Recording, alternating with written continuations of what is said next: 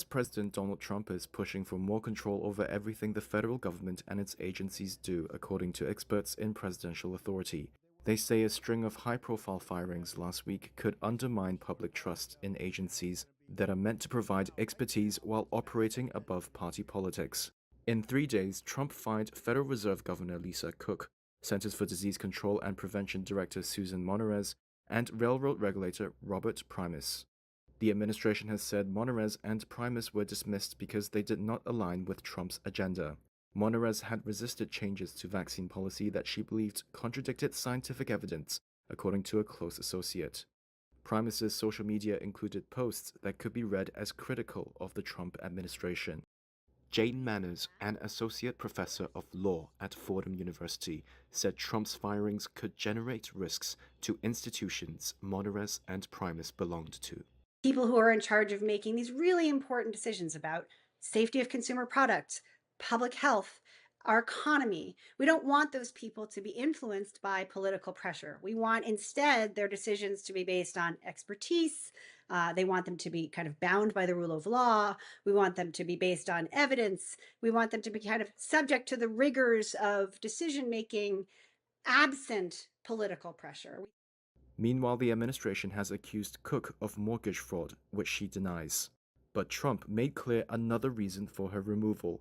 He said Tuesday at a cabinet meeting he'll soon have a majority of loyalists on the Fed's Board of Governors, which helps set the interest rates that Trump wants lowered.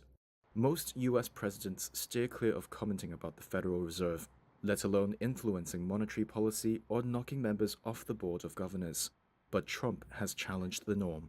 In an unprecedented place already. How far it will go depends on how institutions and people respond, right? How will the courts respond?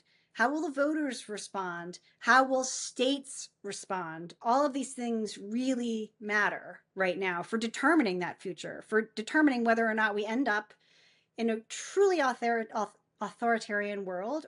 Unlike ambitious US presidents who preceded him, Trump has so far faced little opposition from the co-equal branches of Congress and the Supreme Court.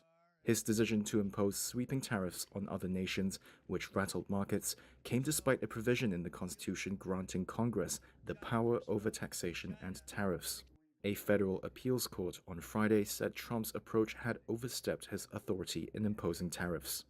Daniel Farber is a constitutional law professor at the University of California, Berkeley.